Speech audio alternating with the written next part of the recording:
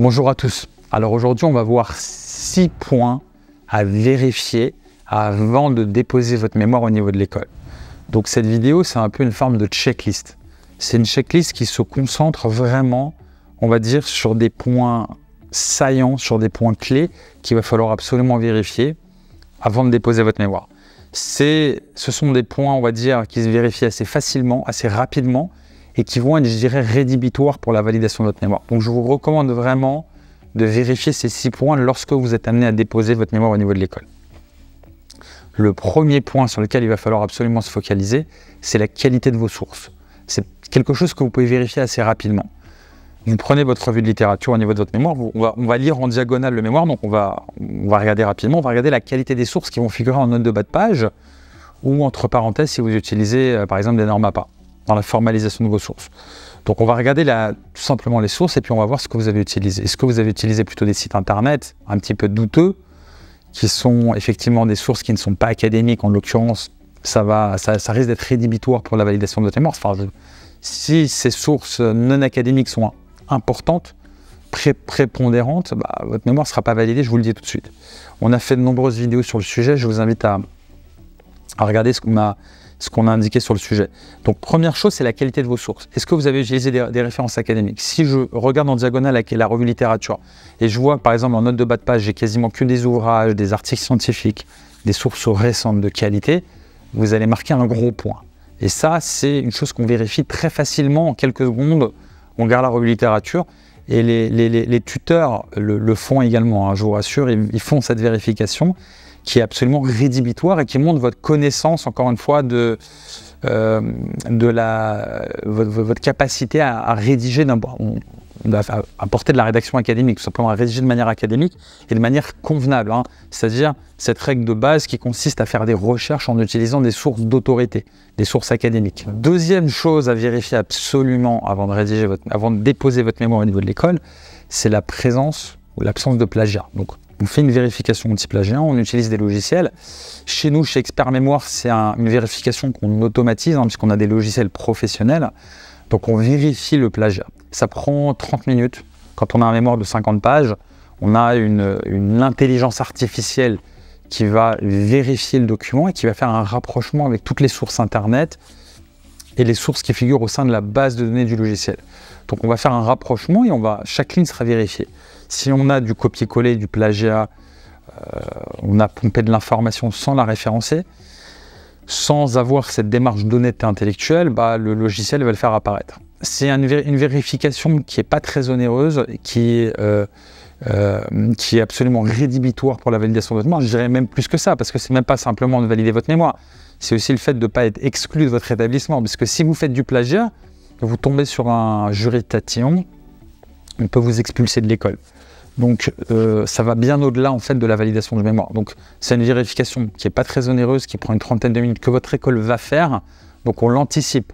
On n'attend pas que ce soit votre école, avec toutes les sanctions qui peuvent en découler, qui fasse cette vérification. On l'a fait nous-mêmes et chez nous, chez Expert Mémoire, effectivement, on fait cette vérification puisque on est conscient des enjeux qu'il y a derrière. Et bien qu'en amont de cela, notre approche rédactionnelle est honnête, on sait que cette vérification va avoir lieu, c'est notre métier. Mais on fait une double vérification, puisqu'on sait que c'est tellement important qu'il ne faut pas lésiner sur les moyens. Troisième vérification au niveau de cette checklist que je vous recommande absolument, c'est de faire valider votre mémoire par votre tuteur avant de déposer. Encore une fois, on ne s'expose pas à une validation en aval. On s'assure à ce que le mémoire soit validé en amont du dépôt. On se sécurise. Donc on va se mettre d'accord avec le tuteur, on va lui soumettre le mémoire avant de déposer, avant la date limite, bien évidemment, pour que vous ayez encore cette marge de manœuvre qui vous le permette. On va lui soumettre et on va lui demander effectivement de nous faire un retour, est-ce que ça lui convient, etc. En règle générale, soit il a des observations qui visent à peaufiner, donc ça veut dire qu'il n'y a pas de remise en question majeure du mémoire, en l'occurrence on sait que ça va être validé, ou effectivement, s'il a des observations qui sont plus fondamentales, plus importantes, effectivement, on sait qu'il va falloir absolument réaliser ces modifications, puisque pour lui, c'est rédhibitoire pour la validation du mémoire. Mieux vaut être dans cette configuration avant le dépôt qu'après, puisque si vous avez déjà déposé et qui vous fait ce retour-là, vous aurez un mémoire qui peut ne pas être accepté. Donc, on se met d'accord en amont avec la personne qui va vous évaluer, qui va vous valider votre mémoire, et forcément, on se sécurise en soumettant votre mémoire au tuteur avant de déposer. On a fait de nombreuses vidéos sur le sujet, je vous invite à les écouter. C'est vraiment un point clé de notre méthodologie chez Expert Mémoire, c'est justement de vous guider de telle sorte à ce qu'on ait cette validation avant pour sécuriser la validation. Quatrième point saillant au niveau de la vérification, dans notre checklist, on va regarder, encore une fois, ça se vérifie en quelques secondes, est-ce qu'on a un équilibre entre théorie et pratique? Revue de littérature, partie empirique. Est-ce que j'ai un équilibre en termes de volume? Ça, c'est une erreur assez classique chez des étudiants, on va dire, qui font leur premier mémoire.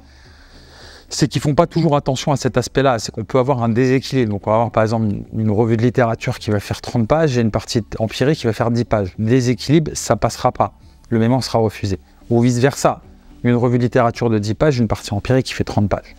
On peut avoir des mémoires qui sont exclusivement des revues de littérature ou des mémoires qui sont quasiment exclusivement des parties empiriques pour des mémoires vraiment très professionnelles, très terrain. Mais en règle générale, dans le monde, pour toutes les formations académiques, on a toujours revue de littérature, partie empirique.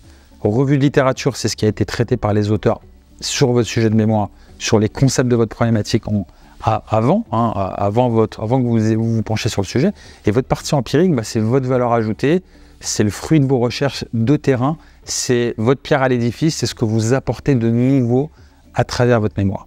Et on doit avoir un équilibre, c'est une règle universelle. Si j'ai un déséquilibre, ça ne passera pas. Et ça, c'est une vérification qu'on fait en quelques secondes, les tuteurs le font. Cinquième chose à vérifier, tout simplement, les fautes d'orthographe. Ça prend quelques dizaines de minutes et c'est tellement important. Si vous avez un super mémoire très qualitatif, mais qui est bourré de coquilles, de fautes d'orthographe, ça c'est catastrophique. Vous allez, pour quelques dizaines de minutes de vérification ou de relecture, vous allez perdre beaucoup de points parce que vous allez vraiment vous décrédibiliser. Encore une fois, on a fait de nombreuses vidéos sur le sujet, mais des fautes d'orthographe, c'est extrêmement décrédibilisant. Vous déposez un travail académique, un travail rédactionnel. Les fautes d'orthographe, ça montre, on va dire, un côté gauche, un côté maladroit, et au-delà de ce côté maladroit et de ce manque de maîtrise de la langue française, vous montrez en plus que vous n'avez pas eu la présence d'esprit ou le manque de rigueur de faire cette vérification qui se fait très facilement. On peut faire appel à un relecteur, on peut demander à un proche de relire avec une nouvelle vision, ou tout simplement de passer quelques minutes, de relire son mémoire, de prendre 30 minutes et de le relire pour avoir un document qui soit propre. C'est très important et c'est très rentable, puisque quelques minutes qui vont jouer sur beaucoup de points.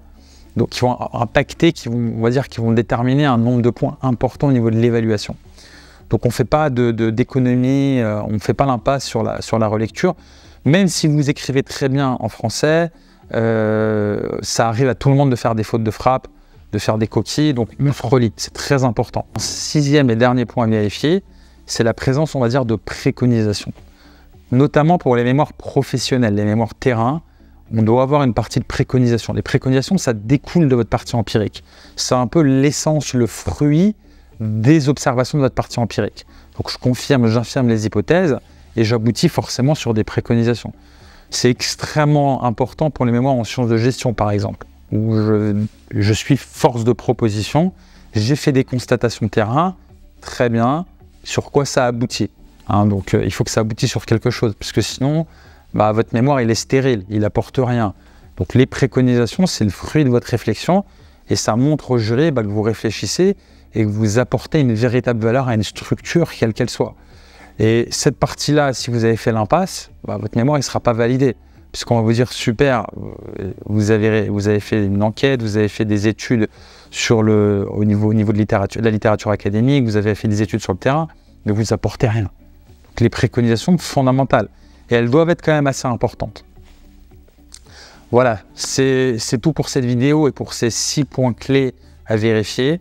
Je vous invite à systématiquement à faire cette vérification de ces 6 points-là qui vont être déterminants pour la validation de votre mémoire. Je vous souhaite bon courage pour la rédaction de votre mémoire.